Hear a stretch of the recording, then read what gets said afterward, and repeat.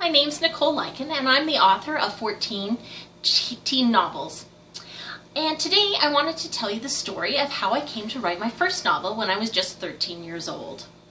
You see, the reason why I wrote a novel so young was because I was bored. Really bored.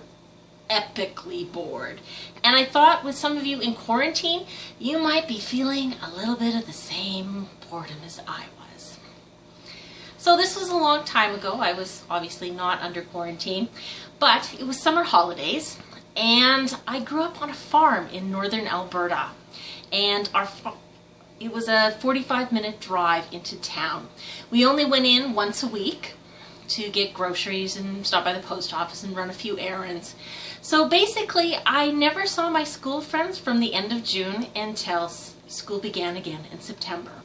Now, there were a couple neighborhood kids that I was also friends with, and I could bike over to their house or they could come to mine, but that was only if the weather cooperated, so it didn't happen that often. So lots and lots of time to fill, because as I said, this was 1984, and thus there was no internet.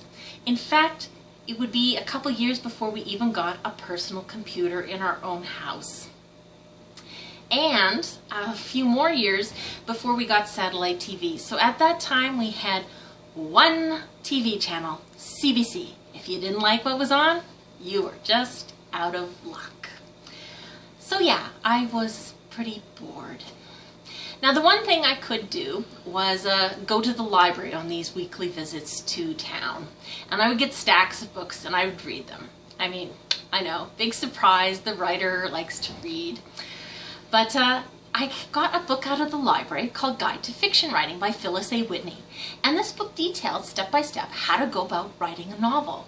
And since I was so bored, and I'd always liked writing, of course, I decided to give it a try. So I just followed the instructions in the book. Now, I don't know if that book is still available, but there are lots and lots of books on writing and that sort of thing that you can find at your library and probably borrow digitally, if you're interested.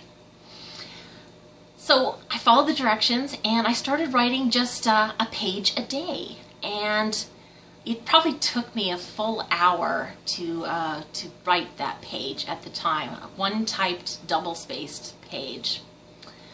But even at that slow pace, things add up as long as you stick to it. And so about 100 days later, I had myself the first draft of a novel. And by then school had started again, but I was hooked. I knew that I really liked this writing thing, so I just kept on doing it. Usually in the hour after I got home off the bus and before supper started. So I rewrote the book, finishing up over Christmas holidays. That was a bit fun because, again, this was before the days of personal computers, and so this was all on a typewriter. And anytime you made a single change, you would have to retype the entire page. So yeah, a lot more work than it is these days. But I got it done, and then I sent it off to a publisher, because that's what the last chapter of Guide to Fiction Writing said to do. Send it off to a publisher. It got rejected. I should probably mention that my first 3 books, in fact, all got rejected. And then I happened to hit it lucky with my 4th book, Unlocking the Doors, which was picked up by Scholastic and published when I was still in grade 11. So I am living testament that it is possible. And I just wanted to encourage you in these days of quarantine to maybe think a little bit about something a hobby that you like to do, or a passion that you have, whether it's drawing manga characters, or playing the guitar, or writing, or painting, or whatever it is that you like. Maybe try to carve out a half an hour or an hour a day to practice that. Because you see, practice is really important for most crafts like that.